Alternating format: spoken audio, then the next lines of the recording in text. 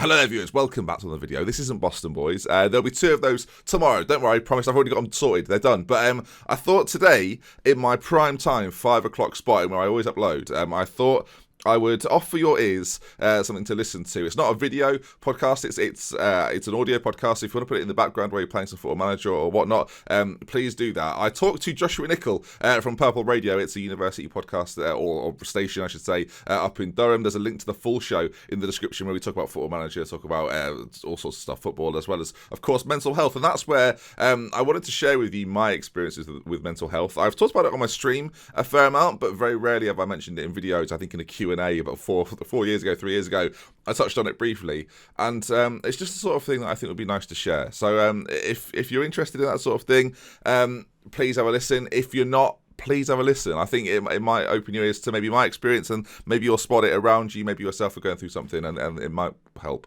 It also might not, and that's something to be noted as well. So for the next sort of 20 minutes or so, I'm going to let this play out, and I hope you enjoy it. And if you do, of course, leave your feedback and comments in the description. There's a link to the full show there as well, and I'll be back at the end for a little bit more detailed information. But have a listen. Let me know what you think, and hopefully you take something away from it. We've had a little bit of fun. I just want to have a little bit of a chat now for the last maybe 10 minutes or so. Yeah. About mental health. I know that it's something that you're quite vocal about on social media.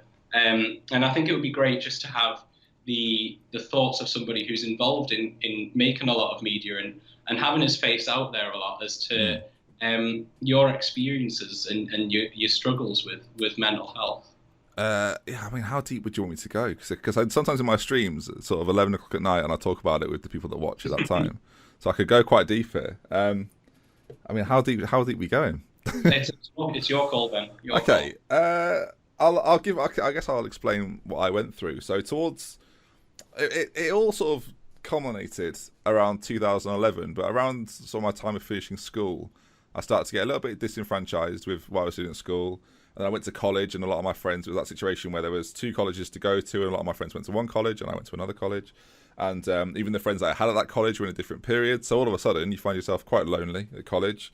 I think a lot of people go through it. I'm sure maybe at university the same thing happens, although it's often easier to meet new people at university. I do think I didn't go to university personally, but I think getting involved with clubs and stuff is like the way to go, especially if you're new to university. Get involved with as much as you can to meet other people. That seems to be the key. But it was something that I didn't really do, and I was quite introverted, and despite the fact that now I do YouTube and I speak to X amount of people every day, back then I went through a real difficult period, sort of late 2008, 2009, and then it sort of collided again. I had a bit of a good time, met my girlfriend, now fiance, at the time, and that sort of perked everything up. And then in 2010, I had what was called a pulmonary embolism, which is where a blood clot travels from your leg, from a deep vein thrombosis or a DVT, and travels up to your lung, and it blocks an artery, and it's life-threatening. And I think the most famous case recently is Serena Williams had one. I think she's the most famous. I think in football, Paul Robinson had one, goalkeeper Paul Robinson. But it's not overly common, especially for athletes. And at the time, I was quite a fit young man. I was playing a lot of sport as well, so it was misdiagnosed for a long period. But the results of that became that I spent time in hospital. I spent time away from college as well, and became more isolated once again, and was told that I had to be on this medication called warfarin, which is a blood thinner for life. And all that combined really sent me into this spiral of feeling even worse. And I'd gone through a period like that towards the end of school when I was 17, 18. It sort of disappeared, but then when I was 20, 21, 23, 24, if you ask me now what I was doing when I was 22, I can't even tell you. I was in such a dark place of not really knowing what my direction was, not really knowing where to go. I didn't have a job at the time. I was really struggling with a lot of things, trying to figure out like what my next move was, thinking to myself, do you know what, I'll get a break eventually, something will break my way. And after a year, nothing had broken my way, and then another year went by and nothing had broken my way, and I couldn't figure out where to go. So I go to a doctor. On the advice of my parents, they just say, just go and see your doctor and see what he says.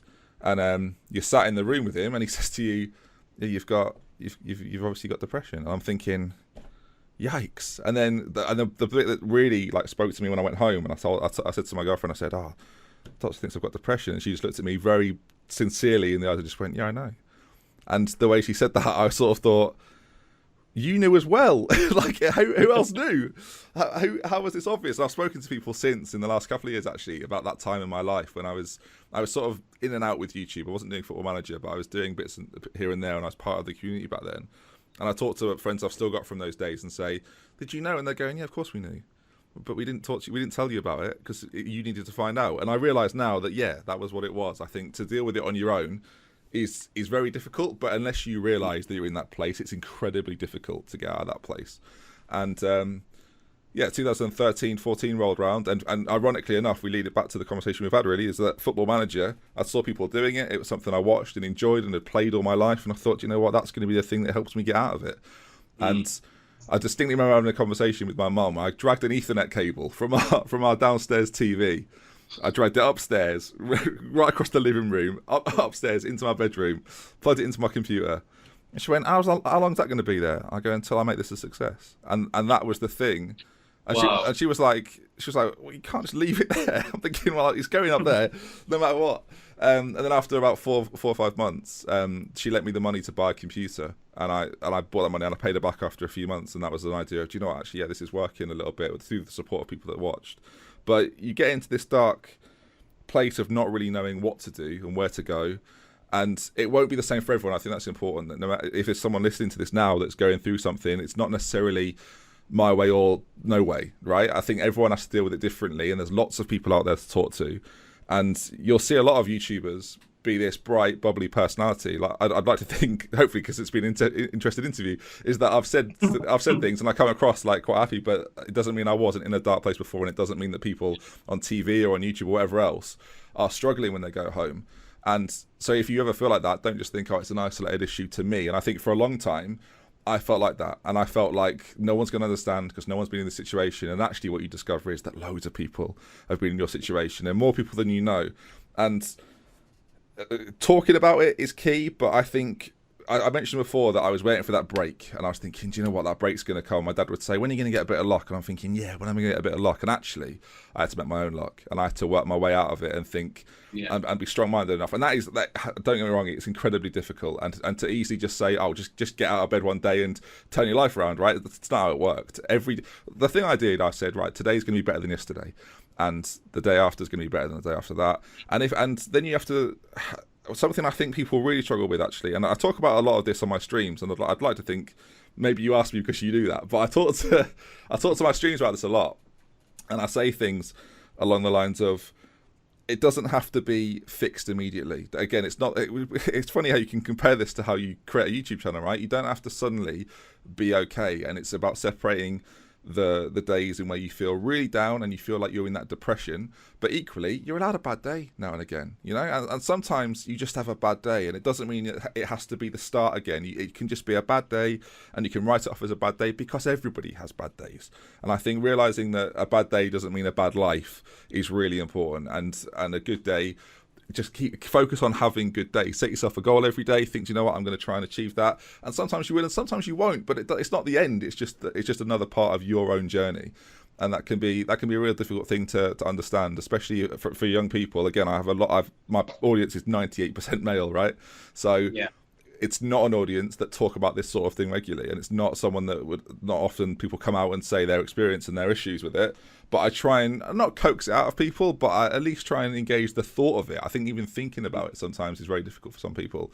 So I do my best to try and encourage people to talk about it, think about it, and equally, if it doesn't affect them, right, it might affect the people that they're friends with, and they might spot it and think, do you know what, this person needs a little bit of support here and there, and if they can offer that, then that's cool. But yeah, you can go to a dark place. It doesn't mean you have to be there forever. It just means you have to find the light and switch it on.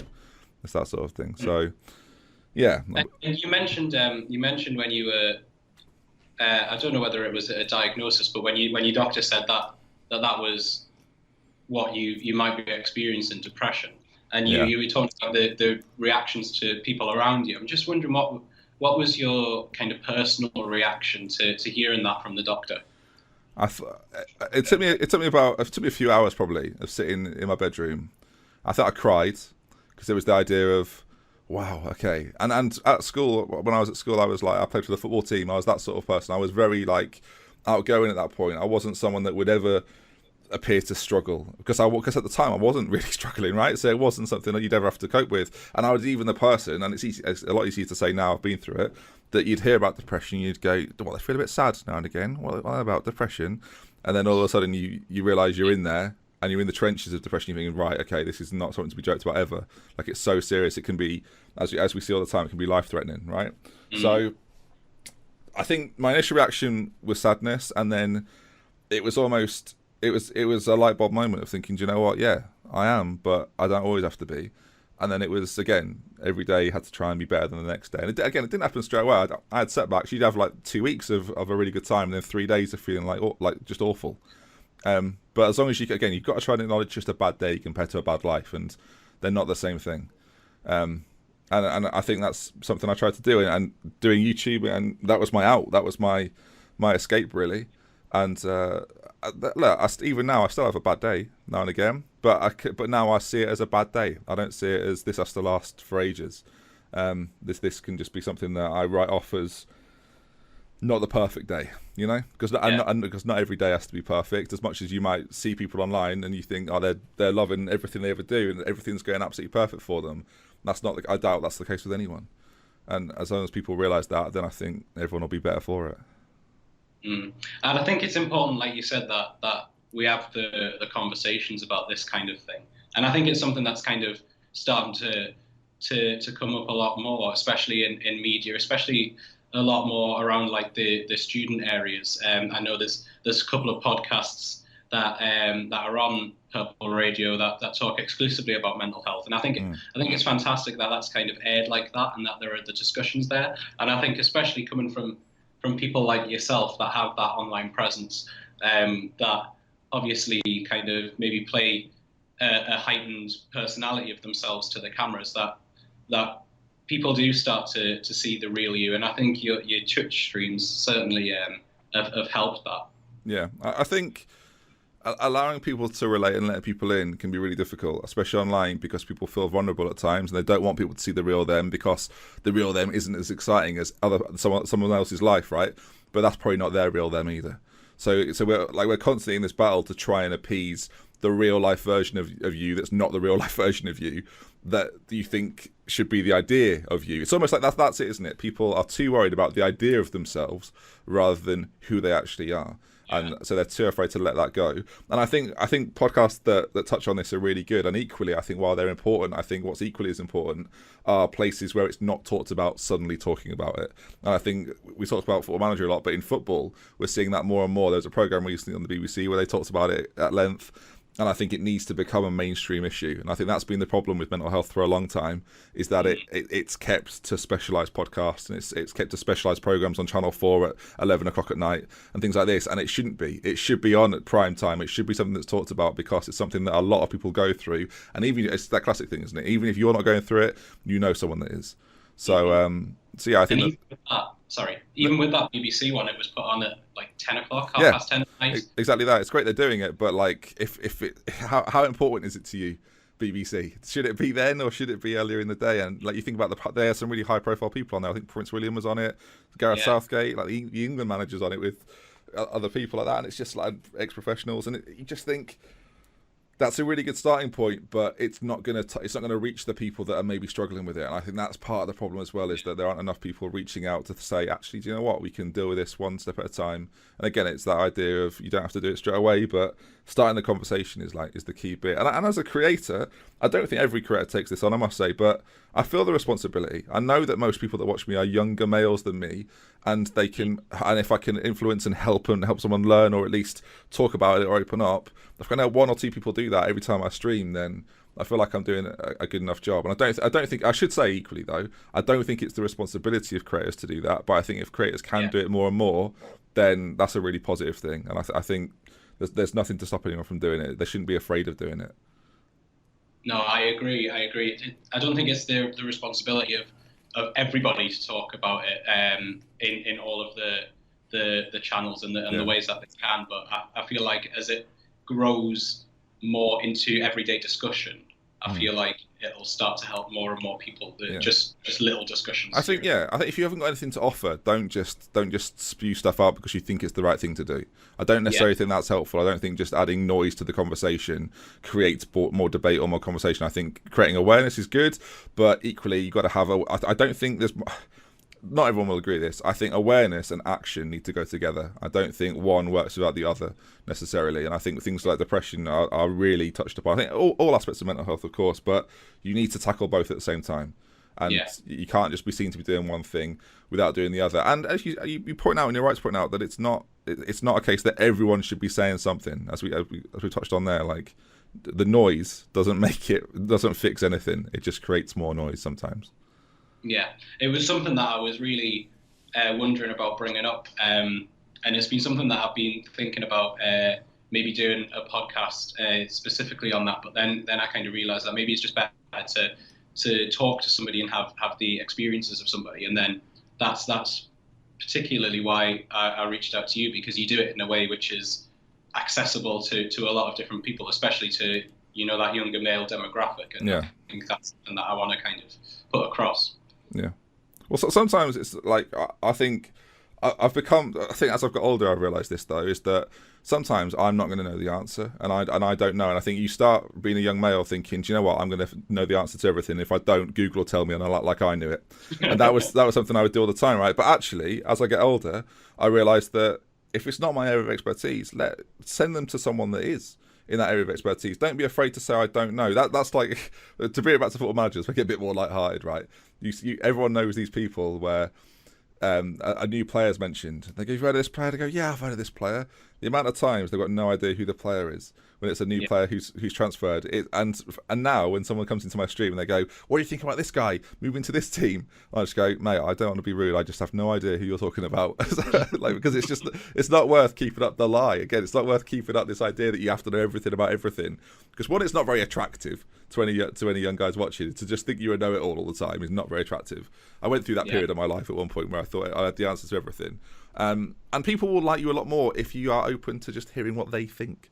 Like, it's amazing how that works sometimes. So again, if you are someone that yourself who doesn't want to add to the debate necessarily, but you did it before, like you mentioned other podcasts, like that's the best thing to do. There are people that want to talk about it and know about it, and they're often the best people to talk to. So there we are then. It gets a little deep at points. Listening back to it, I listened back to it this morning, and there's parts of it that, although it's my own story, do make me feel a little bit emotional. So, it's tough. Some of you won't have known that story. Some of you won't have cared for it, but have still listened. And I appreciate anyone that has got to this part of the video. And thank you. And if you have, do drop a like on it. Not for me. I'm just curious to see how many people listen to it. And I feel like if you listen to the whole thing, maybe that will give me a good indicator to how many people have got through the whole thing. But yeah, thank you so much for sticking with it. I just thought I'd share my experience. And if you're going through something, then it can be hard, it can be really tough, and I know that as well as anyone. So, something I've not really shared before, but I thought would be worth sharing today. So, check out Josh's link in the description, and I'll see you tomorrow for some Boston Boys, which will be a little bit more lighthearted, I hope. Big Green Manor keeps scoring. It's fun.